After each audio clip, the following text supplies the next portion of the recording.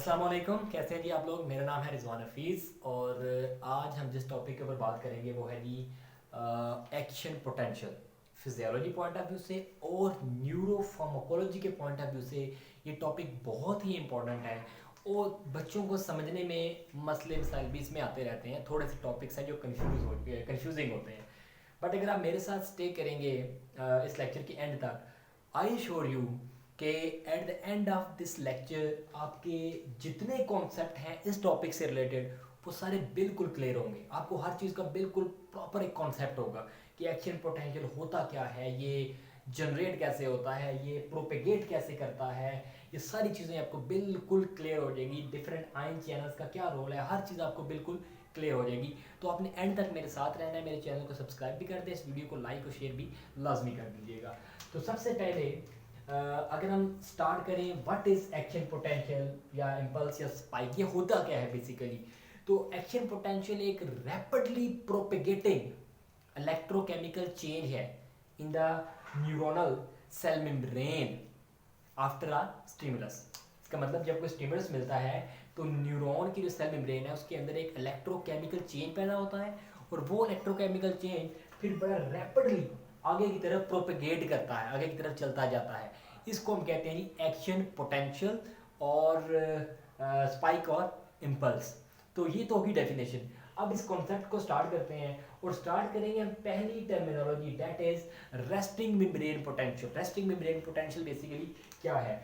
हमारी जो ये न्यूरॉन्स की सेल मेम्ब्रेन है इसका जो रेस्टिंग मेम्ब्रेन पोटेंशियल है, जब कोई भी अभी स्टिमुलस नहीं आया तो उस टाइम पे जो रेस्टिंग मेम्ब्रेन पोटेंशियल है वो होता है -70। ये -70 से -90 के दरमियान या इतना होता है, depending upon the type of neuron या स्पीशीज। लेकिन होता ये नेगेटिव में है। अब पॉइंट ये है कि नेगेटिव में क्यों है ये नेगेटिव न्यूरोनल मेम्ब्रेन पोटेंशियल -70 या -90 मिली इलेक्ट्रॉन वोल्ट नेगेटिव में क्यों है?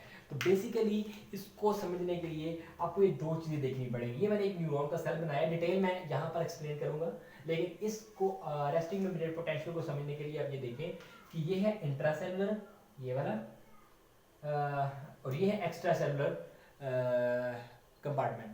अब इंट्रासेलुलर अगर हम देखें तो इंट्रासेलुलरली पोटेशियम आयन की जो कॉन्सेंट्रेशन है वो बहुत ज़्यादा होती है और सोडियम आयन की अगर हम कॉन्सेंट्रेशन देखें तो वो बाहर एक्स्ट्रा सेलुलर इंटरस्टिशियल फ्लूइड में उसकी कॉन्सेंट्रेशन ज़्यादा होती है। अब आप देखें तो इस हिसाब से भी अगर हम देखें तो केटाइन अंदर भी हैं, केटाइन बाहर भी हैं, तो मेम्ब्रेन पोटेंशियल नेगेटिव होना नहीं चाहिए, लेकिन हम देखते हैं होता क्यों है। इसमें जो फैक्टर कंट्रीब्यूट है ना, कंट्रीब्यूटिंग फैक्टर जो है वो है ये membrane, plasma membrane itself, cell membrane itself. कैसे कि जो प्लाज्मा मेम्ब्रेन है ये बेसिकली सिलेक्टिवली परमिएबल है। किसके लिए ये सिलेक्टिवली परमिएबल है? पोटाशियम आयंस के लिए। इसका मतलब potassium ions regularly continuously leak out होते रहते हैं from higher concentration to the low concentration, ये लीक आउट होते रहते हैं। जबकि सोडियम आयन की कॉन्सेंट्रेशन बाहर ज्यादा है, सो इन्हें अंदर की तरफ डिफ्यूज करना चाहिए, अंदर की तरफ higher concentration to low concentration. But sodium ion अंदर नहीं जा सकते। क्यों? क्योंकि ये जो प्लाज्मा मेम्ब्रेन है न्यूरॉन्स की, ये सोडियम आयंस के लिए इम्परमिएबल है, उनको अलाउ नहीं करेगी कि आप डाउन द ग्रेडियंट मतलब हायर कॉन्सेंट्रेशन से लो कॉन्सेंट्रेशन अंदर की तरफ मूव करो। लेकिन पोटाशियम आयन को ये अलाउ करती है कि मूव करते रहो। ठीक, so this is the main reason, ये है वो रीजन जिसकी वजह से मेम्ब्रेन पोटेंशियल नेगेटिव होता है। कैसे देखें, अगर हम देखें पोटाशियम आयन तो बाहर निकल रहे हैं, इसका मतलब, और सोडियम आयन अंदर जा नहीं रहे, इसका मतलब अगर हम केटाइन के हवाले से देखें तो केटाइन जो है वो कॉन्टिन्यूसली लॉस हो रहा है केटाइन का। ठीक है, केटाइन का एक पॉजिटिव चीज सेल के अंदर से कंटिन्यूसली बाहर जाती जा रही है। तो बाहर की निस्बत, बाहर के कंपैरिजन, बाहर के रिलेटिव अंदर का जो पोटेंशियल है वो नेगेटिव होगा। -70 या -90 मिली इलेक्ट्रॉन वोल्ट नेगेटिव होगा as compare to outside. So ये -70 जो है ये बेसिकली रिलेटिव है, relative to the extra cellular fluid. ठीक है, एक्स्ट्रा सेलुलर कंपार्टमेंट। तो इसलिए ये होता है -70 milli electron volt more negative as compare to the extra cellular fluid. ठीक है, तो ये इसलिए होता है कि रेस्टिंग मेम्ब्रेन पोटेंशियल जो है वो नेगेटिव होता है। अब जब स्टिमुलस आता है तो फिर क्या होता है, ये तो हमें समझ लग गई कि रेस्टिंग मेम्ब्रेन पोटेंशियल नेगेटिव होता है। अब ये उसके साथ क्या कुछ होगा ये अब हम पढ़ते हैं। तो पहली टर्मिनोलॉजी जो मैं एक्सप्लेन करने वाला हूँ वो है डीपोलराइजेशन। रेस्टिंग मेम्ब्रेन पोटेंशियल मैंने एक्सप्लेन कर दी, अब मैं एक्सप्लेन करने वाला हूँ डीपोलराइजेशन। अब बेसिकली डीपोलराइजेशन क्या होती है, इसको समझने के लिए ना सबसे पहले हम इस चीज़ को डिस्कस कर लेते हैं और फिर हम इसको डिस्कस करेंगे। इन दोनों चीज़ों को समझ लेंगे तो फिर आपको डीपोलराइजेशन बड़ी क्लियर हो जाएगी। अब प्रेशर सेंसिटिव सोडियम चैनल या touch sensitive sodium channel basically क्या होते हैं। देखो जो स्टिमुलस ने, मैंने दो चीज़ें हैं, एक स्टिमुलस की जनरेशन, एक स्टिमुलस का प्रोपेगेशन। आगे चलते जाना, उसको प्रोपेगेशन कहते हैं। स्टिमुलस की जनरेशन के लिए हमें कोई इनिशियल स्टिमुलस चाहिए होता है। अब इस एग्जांपल में हम लेते हैं प्रेशर सेंसिटिव सोडियम चैनल। ऐसे चैनल जिनके ऊपर जब कोई प्रेशर या जब कोई चीज़ टच होती है तो ये सोडियम चैनल ओपन हो जाते हैं, इसलिए इनका नाम भी क्या है, प्रेशर सेंसिटिव सोडियम चैनल। तो ये बेसिकली वो स्टिमुलस के लिए है, इसलिए ये जनरेशन ऑफ एक्शन पोटेंशियल में कंट्रीब्यूट करते हैं। तो फॉर एग्जांपल जैसे ही हमें कोई प्रेशर लगा या कोई टच हुआ तो वो प्रेशर सेंसिटिव सोडियम चैनल खुल गए। सबसे पहली बात क्या हुई, स्टिमुलस आया और स्टिमुलस क्या था, वो प्रेशर था, तो उसने प्रेशर सेंसिटिव सोडियम चैनल को खोल दिया। जब प्रेशर सेंसिटिव सोडियम चैनल खुल गए तो क्या होगा, बाहर क्या था, बाहर सोडियम आयन, मैंने क्या बताया था, देखिए बाहर सोडियम आयन ज्यादा पड़े हुए हैं। ठीक है, बाहर जो सोडियम आयन हैं वो ज्यादा हैं। ब्लैक में सोडियम आयन और जो ग्रीन है वो पोटेशियम आयन से शो करूंगा।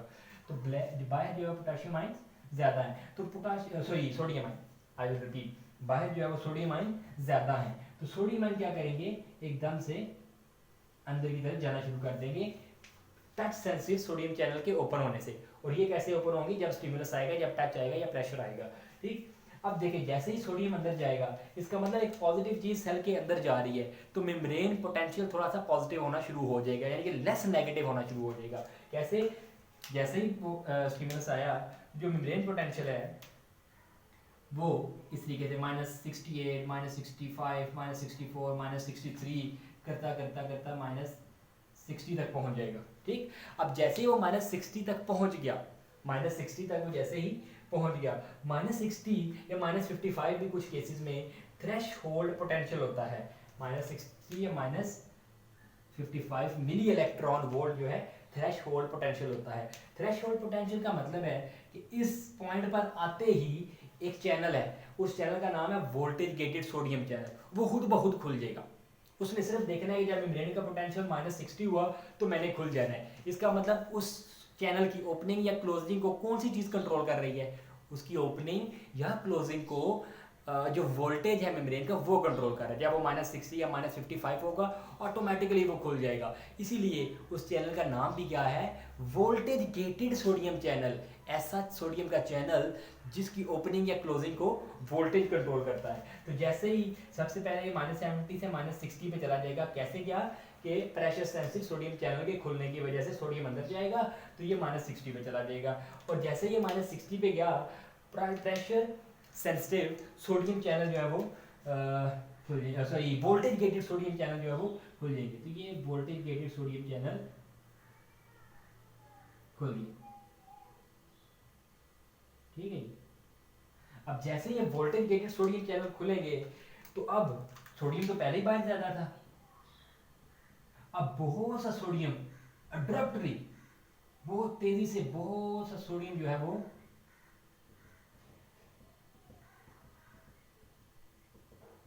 अंदर चला जाएगा। जब बहुत सा सोडियम और ज्यादा अंदर चला गया है तो मेम्ब्रेन का पोटेंशियल और ज्यादा पॉजिटिव की तरफ जाएगा, यानी कि लेस नेगेटिव होता जाएगा।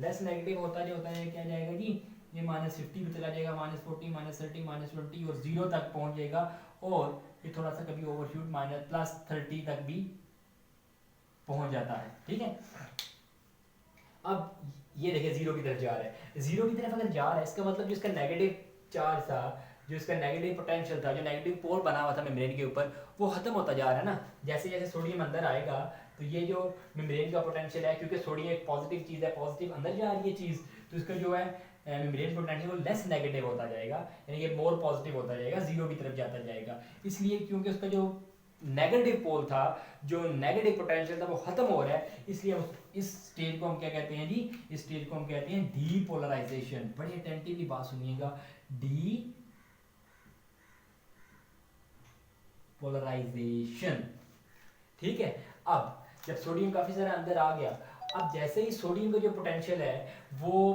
अप्रोक्सीमेटली इस मेम्ब्रेन का जो पोटेंशियल है वो अप्रोक्सीमेटली +30 के आसपास या +10 के आसपास हो जाएगा ना, तो सोडियम चैनल तो हो जाएंगी बंद, सोडियम चैनल हो जाएगी बंद, और एक और चैनल खुल जाएगी। उस चैनल का नाम है जी वोल्टेज गेटेड पोटेशियम चैनल। ये देखें, voltage gated as per sodium, voltage gated sodium channels open at -60 और -50। मैंने बता दिया था कि जैसे -60 या -50 होगा वोल्टेज गेटेड सोडियम चैनल खुल जाएंगे और बहुत सा सोडियम अंदर चला जाएगा। फिर voltage gated P for potassium, voltage gated potassium channel open at +10 या +30। तो जैसे ही वो सोडियम अंदर जाता जाएगा, मेम्ब्रेन का पोटेंशियल 0, फिर पॉजिटिव होना शुरू हो जाएगा +10 +30।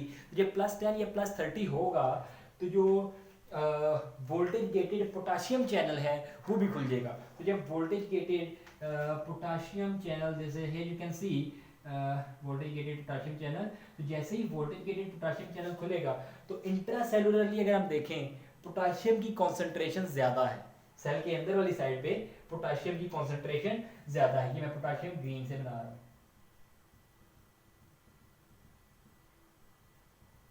जब इंटरसेलुलरली पोटेशियम की कॉन्सेंट्रेशन ज्यादा है तो पोटेशियम अब्रप्टली बाहर की तरफ लीक आउट होगा इस वोल्टेज गेटेड पोटेशियम चैनल से। जब पोटेशियम सारा बाहर आ जाएगा तो आपके ख्याल में एक पॉजिटिव चीज सेल के अंदर से निकल रही है, केटाइन जो है वो उसका लॉस हो रहा है, जब निकलती जाएगी तो मेम्ब्रेन का पोटेंशियल दोबारा नेगेटिव नहीं होना शुरू हो जाएगा, बिल्कुल नेगेटिव होना शुरू हो जाएगा। तो मेम्ब्रेन का जो पोटेंशियल है वो दोबारा से नेगेटिव होता होता -50 -60 और ये -70 तक चला जाएगा, और कभी कभी जो -70 से भी नीचे चला जाएगा, ठीक है, -80 90 95 तक चला जाएगा, ठीक। अब ये वाली स्टेज है जिसमें दोबारा जो मेम्ब्रेन का पोटेंशियल है वो नेगेटिव होना शुरू हो गया, उसके बाद दोबारा से नेगेटिव पोल बनना शुरू हो गया है, तो इस स्टेज को हम क्या कहते हैं जी, रीपोलराइजेशन। री मतलब दोबारा नेगेटिव पोल बनना शुरू हो गया, रीपोलराइजेशन। और अगर नेगेटिव जो पोल बन रहा है उसका जो वोल्टेज है वो रेस्टिंग मेम्ब्रेन पोटेंशियल यानी कि -70 मिली इलेक्ट्रॉन वोल्ट से भी ज्यादा हो जाए, यानी कि वो -95 तक या -90 तक चला जाए, तो इसको हम क्या कहते हैं, इस स्टेज को हम कहते हैं जी हाइपर पोलराइजेशन। सो ये जो स्टेज थी it will be called as hyper polarization, hyper polarization, ये हाइपर पोलराइजेशन होगी। तो डीपोलराइजेशन किस वजह से होगी जी, वोल्टेज गेटेड सोडियम चैनल के खुलने की वजह से। ये चैनल कब खुलेंगी, जब मेम्ब्रेन पोटेंशियल -60 तक चला जाएगा, थ्रेशोल्ड पोटेंशियल तक चला जाएगा। थ्रेशोल्ड पोटेंशियल तक कैसे जाएगा, जब जो स्टिमुलस की वजह से जो टच सेंसिटिव या प्रेशर सेंसिटिव सोडियम चैनल है जब वो ओपन होंगी तो सोडियम अंदर जाएगा, वो इतना ज़्यादा अंदर नहीं जाएगा, थोड़ा सा ही अंदर जाएगा, इसलिए वो -70 से -60 तक इसको ले जाएगा या 55 तक ले जाएगा, जिसकी वजह से फिर वोल्टेज गेटेड सोडियम चैनल खुल जाएंगी। सोडियम चैनल बहुत सारा सोडियम जो है वो अंदर ले जाएंगी, जब बहुत सारा सोडियम अंदर चला जाएगा तो मेम्ब्रेन पोटेंशियल -60 से होती होती +10 या +30 तक चली जाएगी। जब +10 या +30 पर चली जाएगी तो +10 या +30 पर voltage V for voltage, G for gated, P for potassium, C for channel, voltage gated potassium channel खुल जाएंगे। जब पोटेशियम चैनल खुलेंगे तो पोटेशियम बहुत सारा बाहर आएगा, जब पोटेशियम बाहर आएगा इसका मतलब एक पॉजिटिव चीज, एक केटाइन जो है वो अंदर से निकल रहा है, या पॉजिटिव चीज निकलती जाएगी तो मेम्ब्रेन का पोटेंशियल दोबारा नेगेटिव होना शुरू हो जाएगा। वो दोबारा नेगेटिव होता होता रेस्टिंग मेम्ब्रेन तक या रेस्टिंग मेम्ब्रेन से नीचे तक चला जाएगा। तो रेस्टिंग मेम्ब्रेन तक आने वाली जो स्टेज होती है उसको हम कहते हैं रीपोलराइजेशन। और जब वो ज्यादा नीचे चला जाता है, मतलब जो मेम्ब्रेन का पोटेंशियल था वो रेस्टिंग मेम्ब्रेन पोटेंशियल से भी ज्यादा नेगेटिव हो जाए, -95 तक चला जाए, तो फिर उसको हम कहते हैं हाइपर पोलराइजेशन। ये तो होगी 1 2 3 हाइपर पोलराइजेशन तक आपका कॉन्सेप्ट हो गया क्लियर, ठीक है। अब अगली बात है ऑल और नन। इस फिनोमेना को समझते हुए ना आपको थ्रेशोल्ड पोटेंशियल की भी समझ आ जाएगी कि वो क्या होता है, सॉरी प्री थ्रेशोल्ड पोटेंशियल। अब देखिए ऑल और नन का फिनोमेना है कि या तो एक्शन पोटेंशियल जनरेट होगा या एक्शन पोटेंशियल जनरेट नहीं होगा। ऐसी कोई स्टोरी नहीं होगी कि बड़ा स्टिमुलस था तो बड़ा एक्शन पोटेंशियल, छोटा स्टिमुलस था तो छोटा action potential. No, action potential चाहे बड़ा स्टिमुलस है या छोटा स्टिमुलस है, अगर एक्शन पोटेंशियल प्रोड्यूस होगा तो वो होगा, अगर नहीं होगा तो वो नहीं होगा। बड़ा स्टिमुलस बड़ा एक्शन पोटेंशियल ऐसा कोई भी कॉन्सेप्ट नहीं है। मैं एक्सप्लेन भी कर देता हूँ कैसे और क्यों। देखेंगे फॉर एग्जाम्पल अगर जो स्टिमुलस था वो बहुत छोटा था, ठीक है, बहुत थोड़ा सा स्टिमुलस था और हार्डली बिल्कुल थोड़ा सा सोडियम आयन अंदर गया। इनिशियली की बात कर रहा हूँ, जब एक्शन पोटेंशियल जनरेट हुआ था ना उस टाइम की, बहुत पहले की बात कर रहा हूँ इस चैनल की। पूरी एक्शन स्टार्ट में जब ये प्रेशर सेंसिटिव सोडियम चैनल खुले तो वो स्टिमुलस बहुत थोड़ा था। थोड़े स्टिमुलस की वजह से जो सोडियम आयन अंदर गए वो बहुत कम थे। तो जब वो कम थे तो ऑब्वियसली जो मेम्ब्रेन पोटेंशियल है वो लेस नेगेटिव तो होगा, -68, 67, 65, 63 यहाँ तक चला जाएगा। लेकिन अगर वो स्टिमुलस जो था वो इतना कम था कि मेम्ब्रेन पोटेंशियल जो है वो थ्रेश होल्ड पोटेंशियल यानी कि -60 तक नहीं पहुंच सका। बहुत थोड़ा सा सोडियम अंदर गया है जिसकी वजह से जो मेम्ब्रेन है वो -60 तक नहीं पहुंच सका, उसका -60 इलेक्ट्रॉन वोल्ट तक नहीं पहुंच सका। तो फिर क्या होगा, फिर वो यहीं से वापस आ जाएगा। अगर वो यहीं से वापस आ गया तो आपके ख्याल में क्या वोल्टेज गेटेड सोडियम चैनल खुलेंगे? नहीं खुलेंगी, क्योंकि वो कब खुलती हैं जब मेम्ब्रेन का पोटेंशियल थ्रेशोल्ड तक पहुंच जाए। और इस स्टिमुलस ने तो मेम्ब्रेन का पोटेंशियल थ्रेशोल्ड तक पहुंचाया ही नहीं, बहुत थोड़ा सा सोडियम अंदर गया, उसके बाद ये चैनल बंद हो गया क्योंकि स्टिमुलस बहुत थोड़ा था। तो इसका मतलब ऐसा स्टिमुलस जो मेम्ब्रेन के पोटेंशियल को थ्रेशोल्ड तक नहीं लेके जा सकता, ऐसे स्टिमुलस को हम कहते हैं pre threshold potential. Pre threshold stimulus, sorry, pre threshold stimulus. ऐसा स्टिमुलस जो मेम्ब्रेन के पोटेंशियल को थ्रेशोल्ड पोटेंशियल तक नहीं लेके जा पाता उसको हम कहते हैं प्री थ्रेशोल्ड स्टिमुलस, और ये एक्शन पोटेंशियल जनरेट नहीं कर पाता। बट ऐसा स्टिमुलस जो कम से कम इतना स्ट्रांग हो कि जब स्टार्ट में वो हमने दिया और ये प्रेशर सेंसिटिव सोडियम चैनल खुले तो कम से कम इतना सोडियम अंदर लाजमी जाए कि जो मेम्ब्रेन का पोटेंशियल था वो -70 से कम कहाँ तक हो जी, -60 तक लाजमी आए। उसके बाद automatically voltage gated sodium channel खुलेंगे, फिर वो यहाँ तक जाएगा, फिर पोटाशियम चैनल खुलेंगे, फिर सोडियम बाहर निकलेगा, सॉरी पोटाशियम बाहर निकलेगा, फिर वो नीचे आएगा। तो ये आगे स्पॉन्टेनियस ऑटोमेटिकली काम होता जाएगा। ठीक है, इसका मतलब अगर तो स्टिमुलस इतना छोटा था कि वो थ्रेशोल्ड तक नहीं पहुंच सका तो एक्शन पोटेंशियल जनरेट ही नहीं होगा, और अगर वो इतना था कि थ्रेशोल्ड तक पहुंच गया फिर अगला काम ऑटोमेटिकली चलता जाएगा। ठीक है, इसका मतलब या तो ऑल, या तो एक्शन पोटेंशियल पूरा प्रोड्यूस होगा या नन, या प्रोड्यूस नहीं होगा। ऐसा नहीं होगा कि बड़ा स्टिमुलस था तो वो यहाँ तक गया है, छोटा स्टिमुलस था तो वो यहाँ तक गया है, ऐसा नहीं होता। ठीक है, यहाँ एक्शन पोटेंशियल जनरेट होगा या नहीं जनरेट होगा। इस फिनोमेनन को हम कहते हैं ऑल और नॉन फिनोमेना। आई होप ये भी चीज़ें आपको क्लियर होगी। अगली दो टर्मिनोलॉजीज को एक्सप्लेन करने से पहले, ये तो अभी तक जो हमने पढ़ा है ये था एक्शन पोटेंशियल जनरेट कैसे होता है। अब हम जो बात करने वाले हैं वो है कि एक्शन पोटेंशियल प्रोपेगेट कैसे करता है। प्रोपेगेट मतलब कि वो आगे की तरफ चलता कैसे है। अब यहाँ था तो यहाँ तक, और यहाँ से अगले न्यूरॉन में वो कैसे जाएगा एक्शन पोटेंशियल, इसको हम कहते हैं प्रोपेगेशन ऑफ एक्शन पोटेंशियल। अब इसकी बात करते हैं। अभी तक हमने मेम्ब्रेन के इतने पोर्शन की बात की है, ठीक है, इतने से पोर्शन की बात की है, और बाकी जो मेम्ब्रेन है इसकी और इसकी वो सारी रेस्टिंग मेम्ब्रेन पोटेंशियल पे अभी, यानी कि इन सब का जो पोटेंशियल है वो कितना है जी, -70 है, -70 है, -70 है, -70 मिली इलेक्ट्रॉन वोल्ट है। रेस्टिंग मेम्ब्रेन पोटेंशियल पे हैं अभी सारे। ठीक है, इसके अंदर चेंजेस हुई हैं। अब आगे आगे क्या होगा, स्टिमुलस तो यहाँ पर था, अब आगे कैसे होगा, तो इस बात को बड़ी गौर से सुनिएगा। देखें, अब जैसे ही सोडियम अंदर जाएगा तो यहाँ पर सोडियम की जो कॉन्सेंट्रेशन है वो ज़्यादा हो गई, और यहाँ पर इस मेम्ब्रेन के इस हिस्से में सोडियम की कॉन्सेंट्रेशन कम है।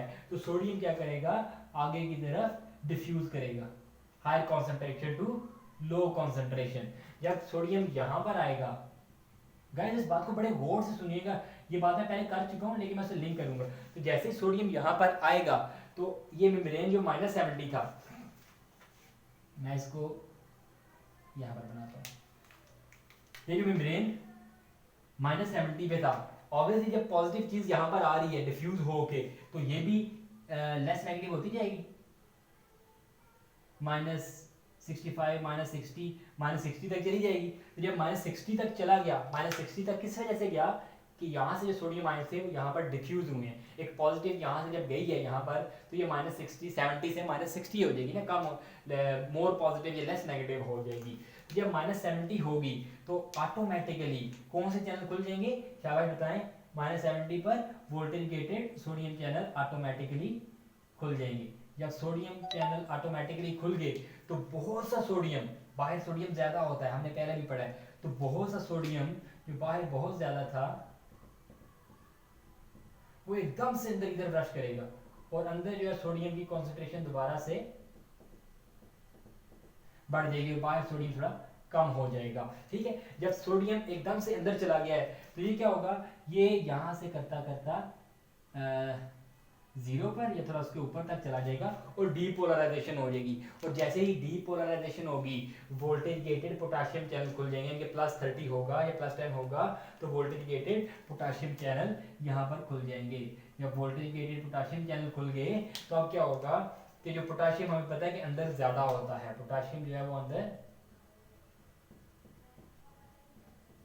ज्यादा होता है, तो वो पोटेशियम बाहर की तरफ लीक आउट होगा। इसका मतलब एक पॉजिटिव चीज सेल से निकल रही है तो मेम्ब्रेन दोबारा नेगेटिव होना शुरू हो जाएगी, वो दोबारा नेगेटिव होती होती रीपोलराइजेशन और फिर हाइपरपोलराइजेशन की स्टेज में चली जाएगी। इस तरीके से अब एक्सचेंज पोटेंशियल यहाँ से चला और यहाँ तक पहुँच गया, फिर सोडियम थोड़ा सा आगे डिफ्यूज होगा। जब आगे डिफ्यूज होगा तो ये जो -70 है ये भी क्या हो जाएगी, -60 पे चली जाएगी और -60 पे automatically voltage gated sodium channel खुल जाएंगे। जब वोल्टेज गेटेड सोडियम चैनल खुलेंगे तो बहुत सा जो सोडियम है वो अंदर की तरफ रश करेगा। जब सोडियम अंदर की तरफ रश करेगा तो क्या होगा जी, मेम्ब्रेन पहले डीपोलराइज होगी, जब डीपोलराइज होगी तो automatically voltage gated potassium channel खुल जाएंगे और पोटेशियम बहुत सारा यहाँ से बाहर की तरफ लीक आउट होगा। जब पोटेशियम बाहर निकलेगा तो दोबारा रीपोलराइजेशन और हाइपर पोलराइजेशन हो जाएगी। अब इस तरीके से वो पहुंचते पहुंचते इस पहले न्यूरॉन के टर्मिनल तक पहुंच जाएगा। ठीक है, अब ये 2 न्यूरॉन है और इन दोनों न्यूरॉन के दरमियान जो गैप होता है ना उसको हम कहते हैं साइनेप्टिक क्लेफ्ट। तो साइनेप्टिक क्लेफ्ट से जो पहले वाला न्यूरॉन होता है उसको कहते हैं प्री साइनेप्टिक न्यूरॉन, और जो बाद वाला न्यूरॉन आता है उसको हम कहते हैं पोस्ट, मतलब बाद, पोस्ट साइनेप्टिक न्यूरॉन। तो प्री साइनेप्टिक न्यूरॉन की जब टर्मिनल तक बात पहुंच जाएगी तो प्री साइनेप्टिक न्यूरॉन के अंदर न्यूरोट्रांसमीटर्स के वेसिकल्स होते हैं। न्यूरोट्रांसमीटर वो सब्सटेंस, वो केमिकल, वो मॉलिक्यूल जो कि इसका मैसेज इसको देगा, न्यूरोट्रांसमीटर मैसेज कन्वे करने वाला न्यूरॉन्स के दरमियान। ठीक है, यहाँ इसके अंदर छोटे छोटे न्यूरोट्रांसमीटर्स होंगे पड़े हुए। तो जैसे ही पोटेंशियल प्रोपेगेट करता करता करता करता टर्मिनल तक पहुंचेगा तो ये जो मेम्ब्रेन है वो इसके साथ डिफ्यूज हो जाएगी। जब डिफ्यूज होगी तो जो न्यूरोट्रांसमीटर्स हैं वो बाहर रिलीज हो जाएंगे। जब न्यूरोट्रांसमीटर बाहर रिलीज हो जाएंगे तो इन न्यूरोट्रांसमीटर के रिसेप्टर्स प्रेजेंट होंगे कहाँ पर, पोस्ट साइनेप्टिक न्यूरॉन के ऊपर। ये न्यूरोट्रांसमीटर जाएंगे और अपने रिसेप्टर के साथ बाइंड कर देंगे, यहाँ से निकले वहां पर बाइंड करके। इसको हम कहते हैं रिसेप्टर लाइगैंड इंटरेक्शन। ठीक है, रिसेप्टर और लाइगैंड इंटरेक्शन। जैसे ये इंटरेक्शन होगा एक और चैनल जिसको हम कहते हैं सोडियम चैनल वो खुल जाएगा, सोडियम चैनल खुल जाएगा और क्या करेगा, बाहर सोडियम ज्यादा होता है तो बाहर से जो सोडियम है वो इस चैनल के थ्रू अंदर जाना शुरू कर देगा। ठीक है जी, बात बड़े गौर से सुनिएगा, दोबारा वही बात शुरू होने वाली है, आपको आती है बात। तो जैसे ये सोडियम अंदर जाएगा ऑटोमेटिकली ये जो मेम्ब्रेन का पोटेंशियल है ये बढ़ता जाएगा और अगर ये लेस नेगेटिव होता जाएगा और अगर ये लेस नेगेटिव से होता होता -60 तक आ गया, -60 तक, -70 -60 और 0, अगर ये -60 तक आ गया तो क्या होगा जी, कौन से चैनल खुल जाएंगे, शाबाश, वोल्टेज गेटेड सोडियम चैनल खुल जाएंगे और बहुत सारा जो सोडियम बाहर था, सॉरी ब्लैक से बनाऊंगा, बहुत सारा जो सोडियम बाहर था वो अंदर की तरफ रश करेगा। जब अंदर की तरफ रश करेगा तो डीपोलराइजेशन होगी।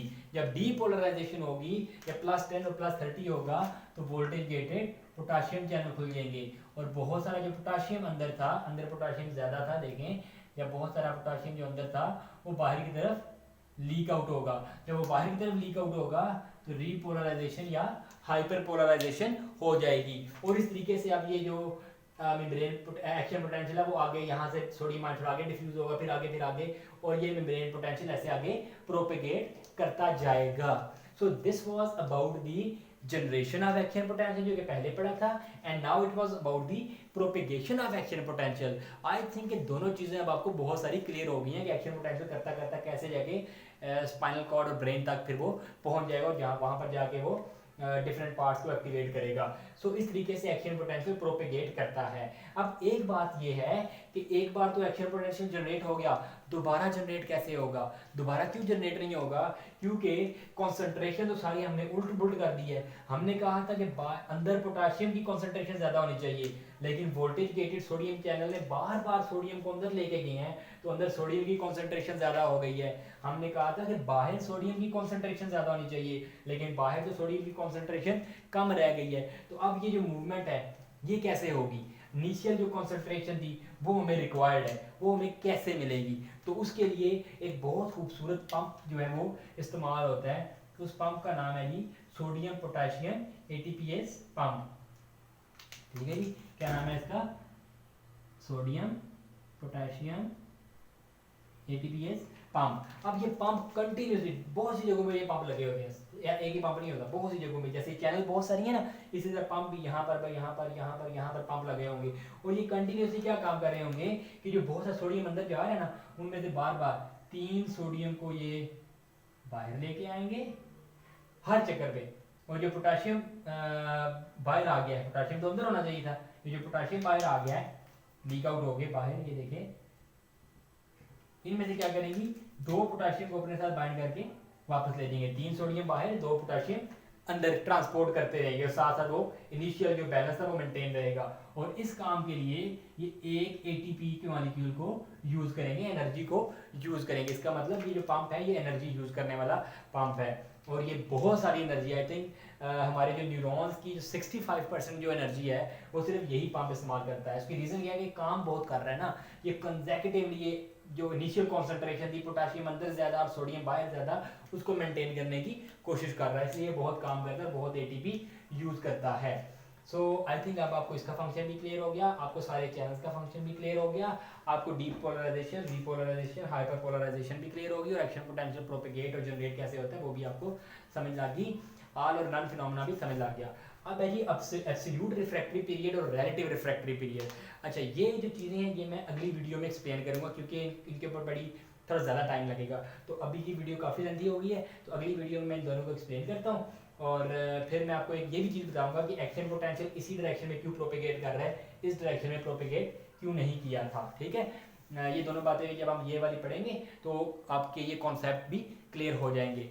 उम्मीद है वीडियो आपको पसंद आई होगी, लाइक करना मत भूलिएगा और इसको शेयर करना भी मत भूलिएगा, मेरा चैनल सब्सक्राइब भी कर दें और बेल आइकन लाजमी प्रेस कर दें। Thank you so much.